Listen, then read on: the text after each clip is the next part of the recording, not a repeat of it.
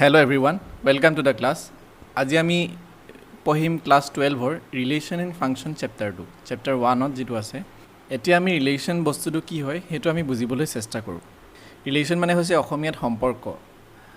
Relation যিকোনো relation হ'ব পাৰে আমি ধৰি লৈছোঁ আমি এটো ওয়াৰ্ডটো বুজিবলৈ আমি এটা এক্সাম্পল লৈছোঁ আমি ধৰি লৈছোঁ এটা আমি সেট লৈছোঁ এ এই সেটটোত কি থাকিব ক্লাছ 11ৰ ক্লাছ 11ৰ এখন স্কুলৰ ক্লাছ 11ৰ আমি তাৰ ষ্টুডেণ্ট বিলাকক লৈছোঁ আৰু এটা সেট লৈছোঁ বি এই বি সেটটোত কি থাকিব ক্লাছ 12ৰ ষ্টুডেণ্ট কিছুমান লৈছোঁ ইয়াত এটা ষ্টুডেণ্ট আছে তাৰ নাম হৈছে এ আৰু ইয়াত এটা ষ্টুডেণ্ট আছে তাৰ নাম হৈছে বি আৰু এ আৰু বিৰ মাজত কি ৰিলেশ্যন হ'ব পাৰে ফাৰ্ষ্ট কি হ'ব পাৰে এ আৰু বি ব্ৰাদাৰ হ'ব পাৰে ককায়েক ভাইক হ'ব পাৰে ব্ৰাদাৰ হ'ব পাৰে নেক্সট কি হ'ব পাৰে এ আৰু বি সিষ্টাৰ্ছ হ'ব পাৰে নেক্সট হ'ব পাৰে তাহাঁতৰ এৰ এজ বিতকৈ ডাঙৰ হ'ব পাৰে এৰ এজটো বিতকৈ ডাঙৰ হ'ব পাৰে এজ সিমিলাৰলি বিভিন্ন ধৰণৰ ৰিলেশ্যন আমি ইয়াত পাব পাৰোঁ তো এইবিলাক যদি ৰিলেশ্যন সেটটো আৰ বুলি ডিনোট কৰে আৰ বুলি এতিয়া ৰিলেশ্যন সেটটোক আৰ বুলি ডিনোট কৰে আৰ বুলি ডিনোট কৰিলে এতিয়া এ আৰু বি যদি এ বি কোনোবা এটা ৰিলেশ্যন যদি আৰ সেটটোত থাকে তেতিয়াহ'লে আমি কি লিখিম আমি লিখিম এনেকৈ এ comma B belongs to R এনেকৈ হেঁতৰ ৰিলেশ্যনটো লিখে নেক্সট তাহাঁতক আমি এনেকৈও লিখিব পাৰোঁ এ আৰ বি ইয়াৰ মিনিংটো হৈছে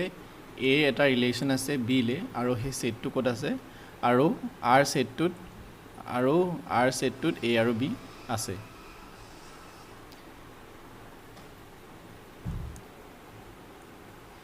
নেক্সট আমি এতিয়া এটা সেট লৈছোঁ এ ইজ ইকুৱেল টু 1 2 3 4 ধৰি লৈছোঁ আমি এটা ৰিলেশ্যন উলিয়াব লাগে এ ক্ৰছ এ লে ডেট মিনছ এৰ পৰা আকৌ এ লে এটা আমি কি উলিয়াব লাগে ৰিলেশ্যন উলিয়াব লাগে সেই ৰিলেশ্যনটো কেনেকুৱা হ'ব সেই ৰিলেশ্যনটো হ'ব এনেকুৱা আৰ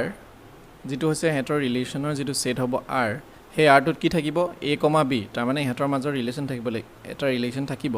কিন্তু সেই ৰিলেশ্যনটো কেনেকুৱা হ'ব লাগিব যাতে এৰ পৰা যদি আমি বি মাইনাছ কৰোঁ তেতিয়াহ'লে আমি কি 10 পাওঁ এতিয়া আমি সেটটোত চাওঁ আৰু এ বি কি হয় এ কমা বি ক'ত আছে 8 আছে তাৰমানে 1 2 3 4 মাজত কোনোবা এটা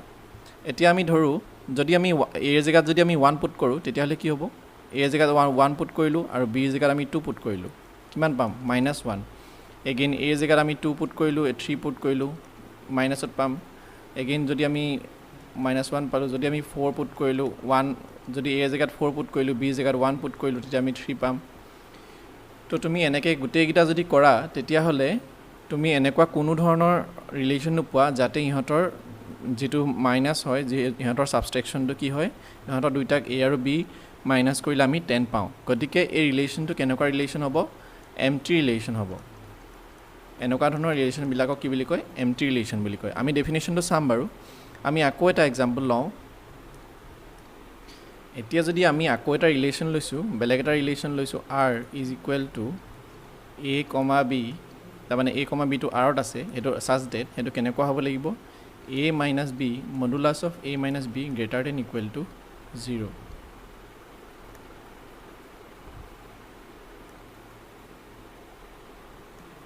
তো সিহঁতৰ ৰিলেশ্যনটো কণ্ডিশ্যনটো এইটো হ'ব লাগিব এতিয়া আমি চাওঁ এইটো হয়নে নহয় যদি আমি এৰ জেগাত যদি আমি 2 লওঁ আৰু যদি বিৰ জেগাত যদি 1 লওঁ তেতিয়া আমি কি পাম 1 পাম আৰু মডুলাছ থাকিলে আমি আকৌ 1 পাম ডেট মিনছ এইটো গ্ৰেটাৰ দেন ইকুৱেল টু 0 হয় নেক্সট আমি যদি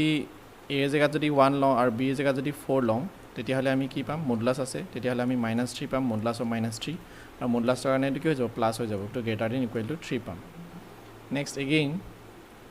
আমি যদি 1 আৰু 1ও লওঁ দুইটা 1 1 যদি লওঁ তেতিয়া আমি কি পাম 0 পাম det is greater than equal to 0 det means equal to আছে সেইকাৰণে কি হ'ব 0 হ'ব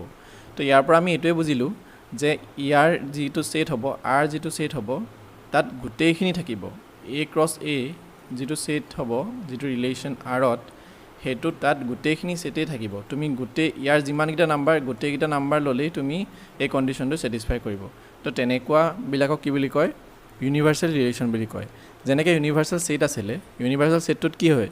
ইউনিভাৰ্সাল সেট বুলি ক'লে আমি কি বুজো যে তাত গোটেইখিনি যিমান সেট থাকে গোটেই সেটখিনি তাত থাকে সেই সেটৰ পৰা বেলেগ বেলেগ সৰু সৰু সাবসেট ওলায় তো হে সিমিলাৰলি ইয়াত ইউনিভাৰ্সাল সেট বুলি ক'লে এই সেটটোৰ ইউনিভাৰ্সাল সেট এটো হ'ব কি ইউনিভাৰ্সাল ৰিলেশন হ'ব তাৰ মানে ইয়াত যিমানখিনি ৰিলেশন পসিবিলিটি আছে যিমানখিনি ৰিলেশন a cross a কৰিলে আমি যিমানখিনি ৰিলেশনৰ পসিবিলিটি আছে যিমানখিনি ৰিলেশনৰ সম্ভাৱনা আছে গোটেইখিনি ৰিলেশন ক'ত থাকিব r ত থাকিব নেক্সট আমি এটা ডেফিনেশনটো চাওঁ empty relation a relation r in a set a এটা relation r ক'ত হ'ব 8 call empty relation বুলি ক'ব কেতিয়া ক'ব if no element of a is related to any element of a যদি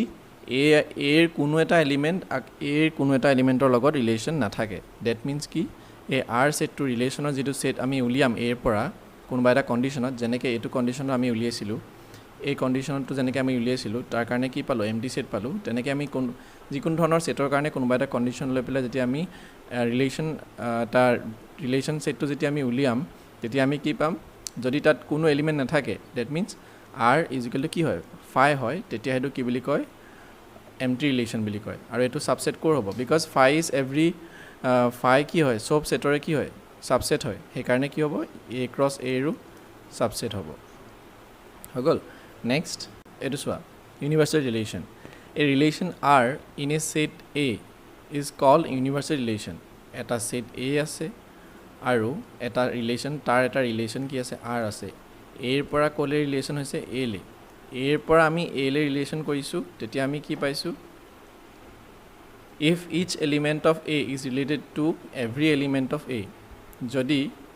ইয়াৰ প্ৰত্যেকটো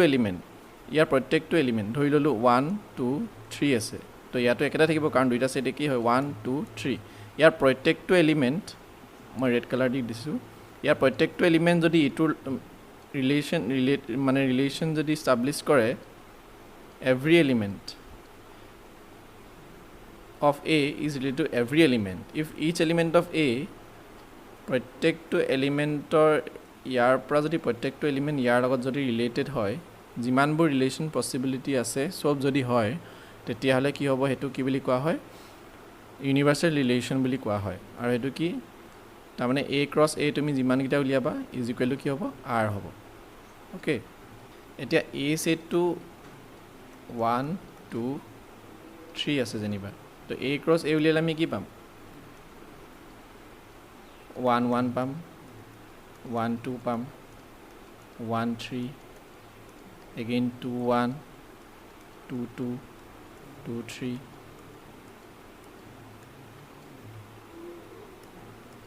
তো a cross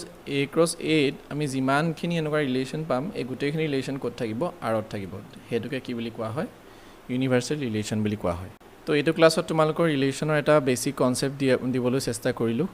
তো আজিৰ কাৰণে ইমানেই আছিল thank you I will catch you in the next one.